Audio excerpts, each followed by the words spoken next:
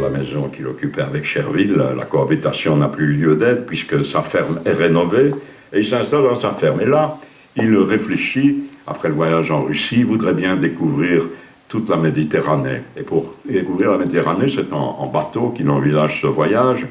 Il faut bien sûr de l'argent pour le bateau, de l'argent pour obtenir un pavillon, etc. Et coup de chance, cette année se termine entre lui et l'éditeur Lévy, un terrible différend, et un compromis intervient. Lévy va pouvoir publier les œuvres complètes de Dumas, mais Dumas, en contrepartie, reçoit immédiatement 120 000 francs. Et avec ces 120 000 francs, le voyage est possible. Dumas, puisque le voyage va avoir lieu, espère que Dumas va l'accompagner dans son voyage et qu'ils continueront à écrire. Pardon ? Chervil. Hein, donc il espère que Chervil viendra. Mais quand Émilie Cordier apprend ça, elle dit pas question. Moi je veux bien Chervil, mais Chervil, bien sûr, il va demander que Madame Richard vienne avec lui. Pas question, non. Alors Chervil dit, moi je ne peux pas partir tout seul, je ne vais pas la laisser, il était question même de la renvoyer à Spa, donc pas question. Et il dit donc non à Dumas. Et avec Dumas, bien sûr, là c'est un différend sérieux qui commence. Chervil a très peur, parce qu'il voit que Dumas est très fâché, il a très peur de perdre son emploi de collaborateur. Et donc, il continue à écrire tant qu'il peut, mais il ne veut plus aller chez Dumas. Il refuse même d'aller boire le thé avec lui de temps en temps. Il lui envoie, non pas la suite du roman, parce qu'elle le fatigue et il n'a plus d'imagination pour ce roman-là, qui s'appelle Les Bourgeois de Paris, on en reparlera, mais il lui envoie des brouillons, des plans pour lui laisser espérer sans doute une suite à la collaboration. Ces projets que lui envoie Chervil, à défaut de roman, énervent prodigieusement Dumas, qui lui écrit sans doute la lettre la plus dure qu'il écrira jamais à son ami Chervil. Mon bon Chervil, je la lis pas tout entière, hein. Avec vous, tout se commence, rien ne se finit. Je vous en prie, ne me mêlez plus à tous ces châteaux en Espagne littéraire qui ne laissent dans mes mains que du brouillard. Je trouve qu'il vaut mieux pour moi travailler seul que travailler à deux et rien finir jamais. Terrible coup pour Chervil, c'est une semaine avant le départ de Dumas, hein, qui tombe en dépression, et une fois que Dumas est parti, il écrit à Hetzel des lettres où il parle de son suicide, il lui envoie son testament, il n'y a plus de rentrée financière, bien sûr, et s'ajoute à ses ennuis deux publications qui n'auront pas lieu, ou qui auront lieu partiellement. Il a écrit La Marquise d'Escomment pour Dumas, elle paraît dans le journal Le Constitutionnel, et puis un jour elle s'arrête, et le rédacteur explique pourquoi. Il dit, les lecteurs n'en peuvent plus, ce roman est insupportable, c'est vrai qu'il n'est pas drôle. C'est un malheur national. Voilà Chervil qui lit ça, et le journal lui tombe des mains. Et quelque temps plus tard, Le Médecin de Java, qui est un autre roman qu'il a écrit pour Dumas, est annoncé dans le journal Le Siècle, mais il ne paraîtra jamais. Donc Chervil a des raisons de voir les choses très en noir. Pourtant, Dumas d'Italie lui envoie des lettres maintenant où il montre qu'il est tout à fait réconcilié. Hein, la fin d'une lettre, un mot seulement pour vous dire que je pense à vous et vous aime de tout mon cœur. Toutes mes tendresses à Emma. Donc même à Emma Richard, on n'avait pas voulu voir se joindre au voyage. Chervil ne répond pas. Et pendant un an, les deux collaborateurs n'échangent plus rien concernant les œuvres littéraires. Et Chervil, poussé par la nécessité financière, s'est repris en main. Après cette période de trouble, il a décidé de faire cavalier seul et d'écrire donc sous son nom cette fois-ci. Et il va se faire des essais. Une chance qu'il avait eue, c'était d'avoir une proposition pour une revue, la revue La Vie à la campagne, ce sera le titre aussi des articles qu'il écrira plus tard. C'est une revue très, très riche, très luxueuse, dans laquelle il écrit des articles sur la nature, sur les animaux, et ce sont des articles qui sont très appréciés. Mais c'est les romans qu'il aimerait bien écrire, et là il va faire 3 tentatives. Première tentative, qui s'appelle le dernier crime de Jean Hiroux. Ça se trouve sur Gallica. Mais je vous conseille de le lire. Quand Hetzel reçoit ce livre, il le regarde et il dit « c'est juste bon à brûler ». Chervil se défend, il lui répond: écoute, tu comprends bien combien j'ai été peu à même d'apprécier mes défauts. Avec Dumas, la forme n'est qu'accessoire, je te porterai le premier de nos manuscrits qui me tombera sous la main. Tu ne verras pas une moyenne de 3 corrections insignifiantes par page. Il était naturel à moi de me croire dans le sentiment du beau et du vrai, et 3 ans de ce trafic ont constitutionnalisé mes bêtises. Donc j'ai laissé entendre quand même que la collaboration avait eu des difficultés. Il publie ce roman quand même, mais ça n'a aucun succès. Il fait un autre roman qui va paraître sous le nom de Jules Noriac, qui est un écrivain qui est très populaire à l'époque, dans un journal, La mort de la mort. C'est un roman très noir, hein. C'est un petit peu le reflet de l'état d'esprit de Chervil. Et enfin, il écrit un troisième essai qui s'appelle L'histoire d'un chien de chasse. Et L'histoire d'un chien de chasse est un bon roman qui va paraître dans Le Temps, donc dans le journal Le Temps, 1862. Et quand il paraîtra en volume, M. Dumas de Naples va lui envoyer une lettre préface. Et évidemment, ça va faire le succès en plus du roman. Et il termine sa lettre préface en disant « Bonne chance à l'histoire du chien Sansonnet », donc c'est l'histoire d'un chien de chasse. « S'il est embarrassé à ses premiers pas, il demandera le chemin du lièvre de mon grand-père, du chasseur de Sauvagine, de Black, des louves de Machecoul et du père Larouine. » Donc c'était une manière de reconnaître toutes les collaborations que Chervil avait pu avoir avec lui. Et donc, voilà Chervil, avec le roman qui est apparu dans Le Temps aussi, qui connaît une certaine notoriété. À ce moment-là, il voit venir à lui un jeune homme, c'est un jeune homme de 22 ans, je crois. Oui, 22 ans, c'est Émile Zola. Émile Zola qui vient lui dire, il a appris qu'il était collaborateur d'Alexandre Dumas, est-ce que je ne pourrais pas moi aussi être un collaborateur de M. Dumas. C'est là qu'il dit non, il n'y a plus question de roman pour Dumas. Vous savez, il écrit maintenant l'histoire des Bourbons de Naples. Il est occupé à toute autre chose. Et puis Zola lui demande, peut-être un autre jour, est-ce que le métier d'écrivain professionnel, c'est intéressant? Chervil lui dit, c'est plein d'aléas. Et il le découragerait peut-être. Heureusement, Zola ne l'a pas écouté. Donc, dans ces années de 1862 à 1864, il n'est plus question du roman qu'il écrivait pour Dumas, Les Bourgeois de Paris. Et Dumas, pourtant, lui dit, mais il faut continuer notre collaboration, viens à Naples, venez à Naples. Seulement, il écrit ça en février 1864, et 2 mois après, Dumas rentre d'Italie définitivement. Donc, il n'a pas eu le temps, Chervil, de dire oui ou non. Tous les frais auraient été payés, bien sûr, par Dumas. Il revient donc d'Italie, le travail reprend entre eux, les bourgeois sont annoncés même dans les journaux. Chervil a un petit peu avancé, écrit quelques pages. C'est alors qu'il lit dans un journal, Le Figaro, une critique terrible de ce qu'il a fait avec Dumas. C'est M. Auguste Villemot dans Le Figaro qui écrit « Il est certain qu'on a introduit dans le magasin de Dumas des rossignols qui ne chanteront pas toujours ses louanges devant la postérité. Ainsi, je connais un inconnu, et il a cité le nom de cet inconnu, M. de Villecher, anagramme transparente, bien sûr, pour M. de Chervil, M. de Villecher, qui pourrait revendiquer peut-être 40 volumes dans la collection Dumas. » Quand on parle de volume, bien sûr, c'est pas des ouvrages différents, les ouvrages avec plusieurs volumes chacun. Et malgré cette critique, Chervil difficilement termine le 2e volume, il doit y en avoir 3, des Bourgeois de Paris. Il l'envoie à Dumas, il le remet à Dumas, et quelques jours plus tard, Dumas dit « Ah, j'ai tout lu, c'est charmant !» Mais Chervil sait très bien que Dumas n'a rien lu du tout, et cette fois-ci, il jette l'éponge, il n'y aura plus de collaboration entre eux du point de vue du roman. Mais ça ne veut pas dire qu'ils ne restent pas amis. D'ailleurs, en 1865, nouveau changement de domicile de Dumas. Il va s'installer dans son dernier appartement de Paris, boulevard Malesherbes. Et pendant la transformation de l'appartement, Marie Dumas, sa fille, s'en occupe beaucoup. Il va aller de nouveau à la Varenne-Saint-Hilaire. Et là, le seul témoignage qu'on ait, c'est un récit d'une chasse qu'ils ont fait ensemble, Chervil et lui, sur la colline, je ne sais pas si vous connaissez, la Varenne-Saint-Hilaire, il y a une colline, le Chenevière, et la chasse que Chervil a louée se trouve tout au-dessus.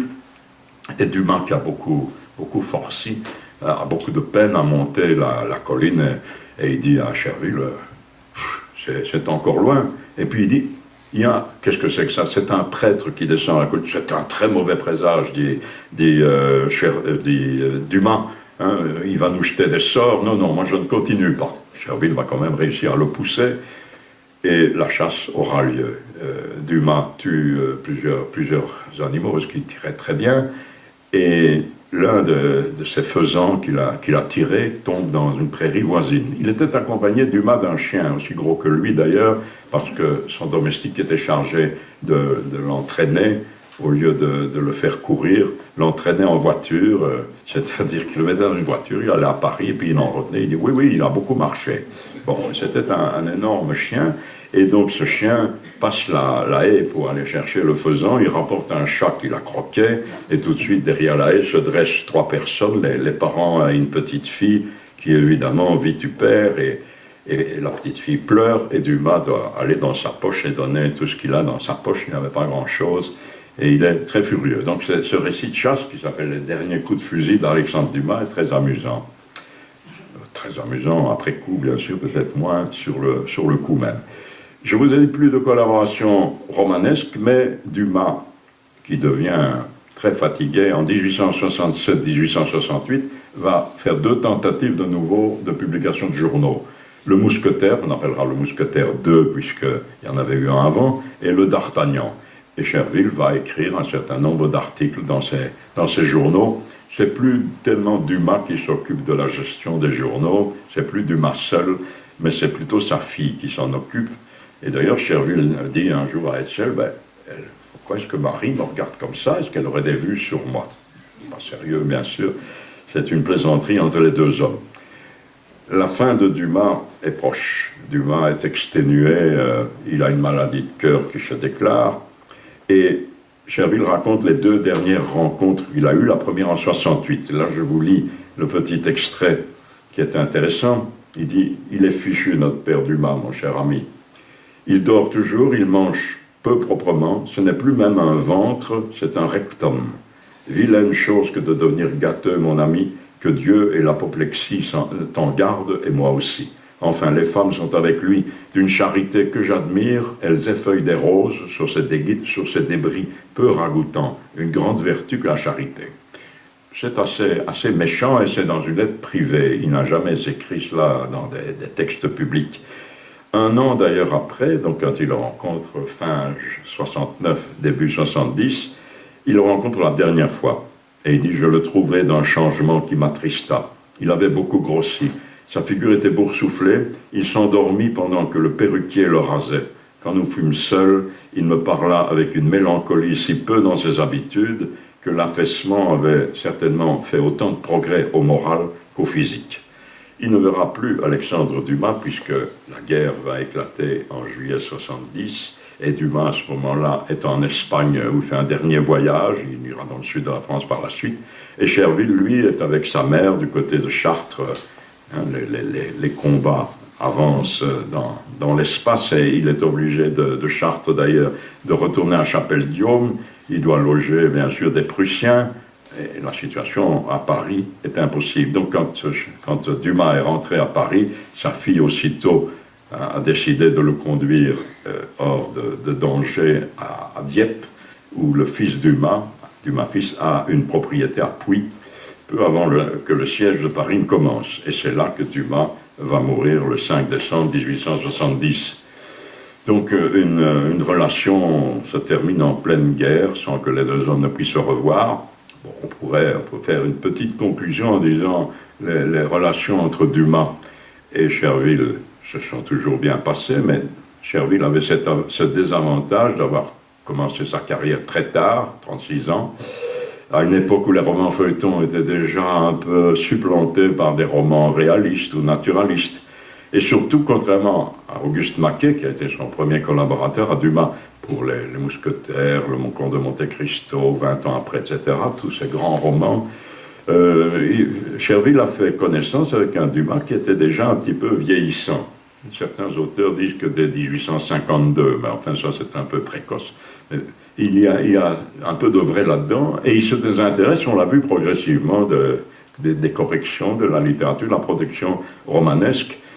Et bon, il ne corrige plus les brouillons de Cherville. Donc, le bilan est mitigé. Il y a dans l'œuvre de Cherville sûrement 3 ou 4 œuvres à recommander et d'autres qui sont à recommander pour certains passages seulement. Donc l'amitié, en tout cas, entre les deux hommes a duré près de 20 ans et ne s'est jamais démentie. Alors, je termine en disant ce que Cherville est devenu après Dumas, après la guerre de 70. Le chalet qu'il avait à la Varenne-Saint-Hilaire, la Varenne-Saint-Hilaire était dans la zone des combats autour de Paris, a été détruit. Cherville est ruiné parce que du côté de Chartres aussi il y a eu des destructions et donc il est obligé de demander des subsides et surtout de retrouver un travail. Il continue un petit peu à collaborer à ces revues de chasse et de nature, mais c'est alors qu'il va trouver un engagement au journal Le Temps. Donc je vous l'ai dit tout à l'heure, M. Hébrard était assez convaincu que son journal devait être sérieux. Il disait, je vous l'ai dit aussi, à ces journalistes, faites-en merdant parce que mon public, il n'aime pas l'humour, il n'aime pas les choses pas sérieuses. Et pourtant, donc, comme Cherville avait publié un roman déjà chez lui dans son journal, il va faire appel à lui pour qu'il fasse des articles sur la nature, et c'est des articles qui s'appellent « La vie à la campagne ». Et là, même un humoriste comme Alphonse Allais écrit « Cherville fait passer dans l'austère temps de M. Hébrard comme une bouffée de plein air, comme une odeur de ferme et de jardin. » Et je vous l'ai aussi raconté tout à l'heure, Hébrard dit « C'est vraiment un feu follet dans mon cimetière ». Pendant cette dernière période de sa vie, il essaye aussi d'écrire un certain nombre de romans, mais la plupart des débuts de romans qu'il écrit avant d'être terminé, il y en a un qu'il écrit, et celui-là, je regrette qu'on ne puisse plus le trouver. J'en ai un exemplaire que j'ai trouvé chez un bouquiniste. C'est Le Marchand d'Avoine, qui a paru sous un autre titre par la suite, La Piaffeuse. Il a écrit en 1871. C'est une histoire qui se passe pendant la guerre de 70. Et c'est un roman qui est tout à fait intéressant et passionnant. Il a été traduit en serbe sur Europeana. Vous pouvez trouver le texte en serbe. Je ne suis pas sûr que tout le monde dans la salle connaisse la langue pour le lire. Donc, essayez de le trouver en français. Il vaut vraiment la peine et c'est dommage qu'une réédition ne soit pas en cours. Donc, il écrit à cette époque plutôt des récits courts, des contes, des nouvelles, et il les glisse dans les journaux de chasse qu'il publie, dans lesquels il publie, et quand il en a un certain nombre, il les publie en volume, et c'est ça les principales œuvres de Cherville. Il y a au moins une dizaine de livres, de recueils, de contes et de nouvelles qu'il a écrits, où il raconte toujours ce qu'il a appris dans sa jeunesse, l'amour de la nature, des histoires de chasse et d'agriculteurs, des paysans, des histoires touchantes, un peu comme George Sand d'ailleurs, certains récits. Mais on lui dit, mais pour gagner votre vie, bon, les romans, ça ne semble pas marcher, c'est Clarcy qui dit ça, écrivez vos souvenirs sur Dumas, vous l'avez connu si bien pendant 20 ans. Surtout qu'à l'époque, on est en train d'ériger à Paris la statue de la place Malesherbes, et que ça, comme tous les anniversaires littéraires, ça provoque une profusion de biographies dans lesquelles la plupart des auteurs rappelle qu'Alexandre Dumas a eu beaucoup de maîtresses, qu'il était ceci, qu'il était cela, donc des ouvrages assez critiques. Et Cherville, quand on lui demande d'écrire ses souvenirs sur Dumas, dit, écoute, il ne sait déjà que trop déshabiller lui-même dans ses mémoires, le pauvre grand homme, ce n'est pas à moi qui lui doit de gagner honorablement ma vie aujourd'hui, d'amuser le public à ses dépens. Et donc, c'est une attitude tout à fait loyale. C'est un peu dommage pour nous, mais enfin, sauf les lettres qu'il avait écrites à Clarcy, mais qui sont perdues également, où il disait davantage des choses très concrètes. Et ces lettres ont été vendues à la mort de Clarcy en recueil, et je ne sais pas qui les a aujourd'hui, à moins qu'elles n'aient été détruites. Donc, quand il parle de Dumas, car il en a parlé très peu, et quand il l'évoque, c'est toujours évidemment pour le mettre sur un piédestal, et notamment pour sa vie sentimentale. Deux anecdotes. En janvier 61, Dumas revient d'Italie, et Émilie, donc sa compagne, Émilie Cordier, qui avait fait le retour en bateau, bien sûr, vers Paris, on disait d'ailleurs dans les journaux, voilà, Alexandre Dumas obligé de naviguer avec une grosse mer. Bon.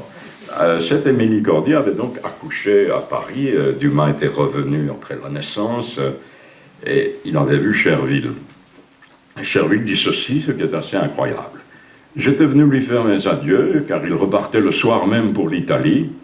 Il me prit à part et me demanda de l'accompagner dans une course qu'il avait à faire. Il offrit alors son bras à une dame, c'est évidemment Émilie, qui se trouvait chez lui. Ils se dirigèrent vers l'église Saint-Paul, où étant entrés et s'étant agenouillés dans une chapelle obscure, ils prièrent longtemps, la main dans la main. Quand Dumas se releva, je vis de grosses larmes qui coulaient sur ses joues, et il me dit à demi-voix, « J'ai tenu à ce que vous vinssiez seul, parce que les autres ne m'auraient pas compris. » Et une deuxième et dernière anecdote, dans le même genre, c'est la dernière rencontre avec Dumas. Je vous ai dit, il paraissait très affecté, etc. Tout à coup, Dumas ouvrit la caisse de son bureau. Il en sortit un paquet enveloppant une longue mèche de cheveux châtains et 4 ou 5 petits bouquets fanés et recroquevillés. « Tenez, mon ami, dit-il, voilà ce qu'il y a de meilleur dans ma vie d'aujourd'hui. Et si j'étais sûr de retrouver celle que la vue de tout cela ressuscite, je ne sais trop si la mort ne me semblerait pas douce. Tout cela, termine Cherville, était des souvenirs d'une dame morte. Il s'agit, pour ceux qui connaissent la biographie de Dumas, de Manoury-Lacour, d'une dame morte depuis 10 ans et que le maître avait longuement et si tendrement aimée. Et donc, on a une preuve de ce que Cherville n'invente rien dans un texte où Dumas lui-même a raconté l'histoire qu'il a connue avec Emma Manoury-Lacour dans un de ses derniers journaux. Et le voilà donc, terminons par là, arrivé à Noisy-le-Roi, après avoir fait 2 étapes, puisque son chalet était détruit à La Varenne, il avait dû déménager. Il déménage d'abord à Montlignon, ou entouré de forêts également. C'est toujours ceux qui recherchent la nature. Fuir loin de Paris quand il a des articles à porter, bon, ça lui pèse. Et puis après Montlignon, parce que là, il y a une briqueterie qui s'est installée et ça pue et il ne supporte plus, il va s'installer à Saint-Hilarion. À Saint-Hilarion, une autre chose va le déranger, c'est que toutes les chasses sont louées, gardées par des gardes-chasse hargneux. Et puis en plus, il dit la soulographie à Saint-Hilarion est totale, et Saint-Hilarion ne me rend pas du tout hilar. Et il va s'installer alors à Noisy, vers 1885, ici donc 5 rue de la Forêt, vous connaissez bien l'endroit, et je suis presque au bout. Il sera très vite adopté par les Noiséens, qui trouvent que c'est un homme sympathique, courtois, abordable, qui est généreux, mais sa générosité est discrète quand il doit en faire preuve. Et puis c'est un campagnard comme eux, et surtout, c'est le monsieur qui écrit. Et le monsieur qui écrit s'en impose, bien sûr, aux gens d'ici. Et donc, quand il va se présenter aux élections, parce qu'il va se présenter comme conseiller municipal pour s'occuper des affaires du lieu de plus près, il va obtenir des scores impressionnants. 90% des électeurs le choisissent, à 3 reprises d'ailleurs, en 1888, 1892, 1896. Et donc, le maire de Noisy de l'époque, M. Victor Bossieux, est très, très fâché parce que Victor Bossieux, comme je l'ai dit, est le jardinier de Cherville et il est aussi le maire de la commune. Et tous ces scores que Cherville fait et qu'il écrase le rendent un petit peu jaloux et hargneux. Mais donc, je ne vais pas vous raconter les différends qui existent entre eux dans l'exposition de M. Floquet, que je n'ai pas encore évoqué, mais que je remercie pour la collaboration importante qu'il m'a accordée tout au long de l'élaboration du roman, du roman, de la biographie, c'est pas un roman, tout est vrai. Donc je l'en remercie, et dans son exposition, eh bien, vous verrez des lettres à propos de cette querelle entre Victor Bossieux et Cherville, qui a failli d'ailleurs démissionner, mais sa démission a été refusée par le préfet, et il s'est incliné. Pendant cette période aussi, vous savez qu'il y avait ici, tout près, à Marly-le-Roi, un autre personnage important qui habitait, c'était Alexandre Dumas fils. Il n'y habitait pas tout le temps, mais il y était souvent. Et il y avait eu entre eux des problèmes. Alexandre Dumas et Cherville avaient écrit une version dramatique d'un roman de Cherville, de Dumas-Cherville, le Forçat, le fils du Forçat, et Cherville aurait bien voulu terminer l'adaptation. Le fils Dumas avait dit non, pas question.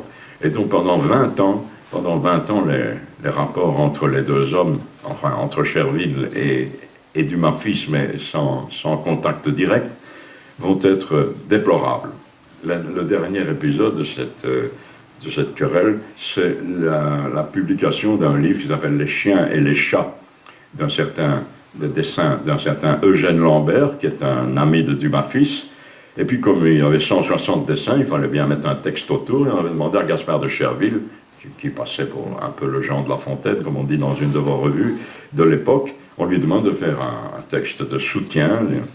Et Alexandre Dumas fils écrit une préface admirable d'ailleurs, mais il ne cite pas Chervil. Alors Chervil, bien sûr, est furieux. Il dit, voilà un monsieur qui entre dans ma chambre, qui parle au-dessus de ma tête à un troisième personnage, et moi j'irai lui enlever mon chapeau. Il est prêt à jeter le manuscrit au feu d'ailleurs. Et c'est Eugène Lambert, donc l'auteur des dessins, qui dit, allez, viens, on va aller chez Alexandre Dumas fils, et là il va se rendre compte que quand il l'avait rencontré quelquefois à la gare de Noisy, allant à Paris tous les deux, au restaurant, si Alexandre Dumas fils ne l'avait pas salué, c'est tout simplement parce qu'il n'avait pas reconnu ou parce qu'il n'avait pas connu. Et quand il le reconnaît, il dit, mais c'est vous le collaborateur le plus aimé par mon père. Où est-ce que vous habitez? À Noisy. Eh bien alors, l'été prochain, nous noisinerons. Et donc, les rapports à partir de ce moment-là entre les deux hommes ont été tout à fait bons. Juin 1995, Chervil est victime d'une congestion cérébrale pulmonaire. Les deux, il a 76 ans, 76 ans. Il est hémiplégique, il en reste hémiplégique, mais ça ne l'empêche pas de continuer à écrire tant qu'il peut La vie à la campagne dans le journal Le Temps, jusqu'au 15 avril 1898, c'est-à-dire une vingtaine de jours, 25 jours avant son décès. Et dans ce dernier article, il parle du printemps, des hirondelles qui reviennent, mais il dit, moi, ma saison est finie. La cruelle maladie qui, depuis 2 ans, a transformé notre existence jadis si active, si mouvementée, en un stage quasi permanent dans un fauteuil, n'a point lâché prise. Et il sera victime d'une seconde congestion cérébrale le 10 mai 1898. Et donc, à 77 ans, il meurt. Un jugement, disons, final, de mon point de vue, sur Chervil serait celui-ci. Chervil lui-même n'avait aucune illusion sur la postérité de son œuvre. Il disait, je vois clair, dans ses lettres à Hetzel ou à Clarcy, je vois clair dans mon avenir littéraire, il se cote par un zéro.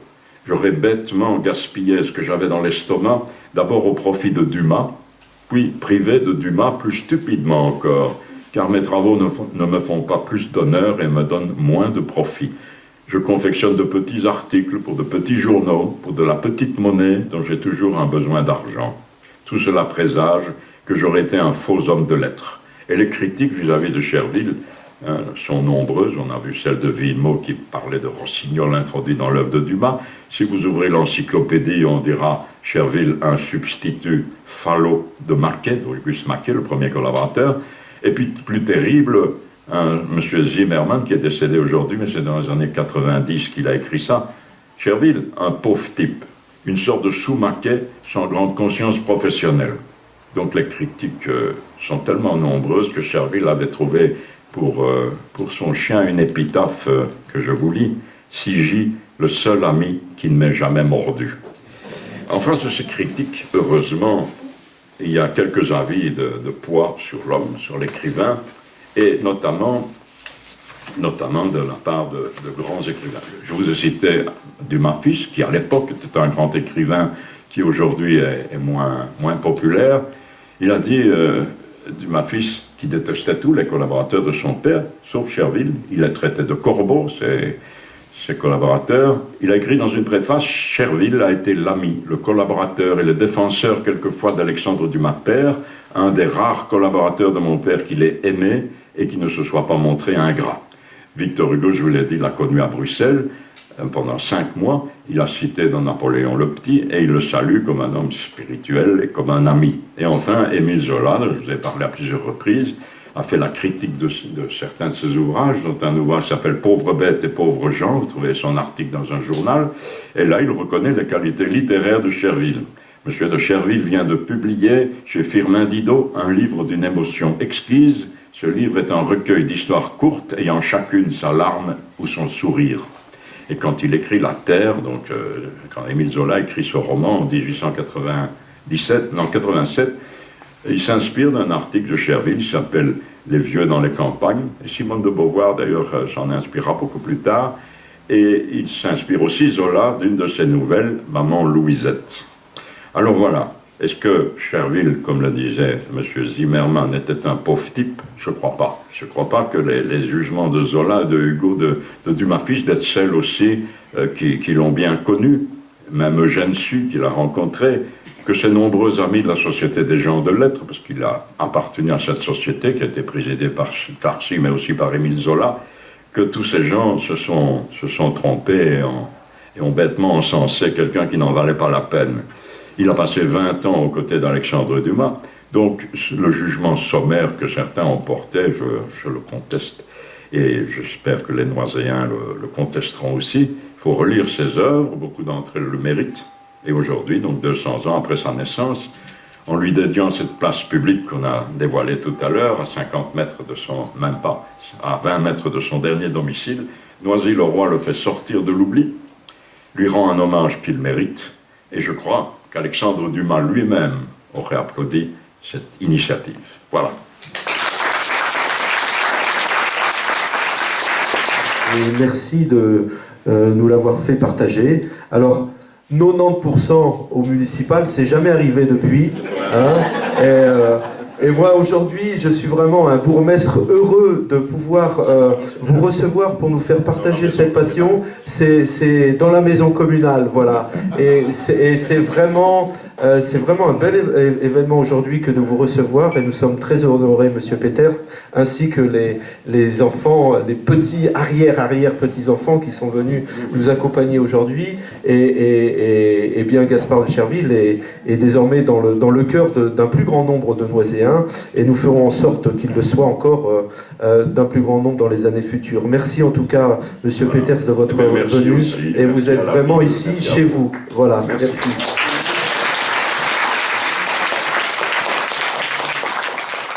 Alors, le pont a lieu, ben voilà, de façon tout à fait...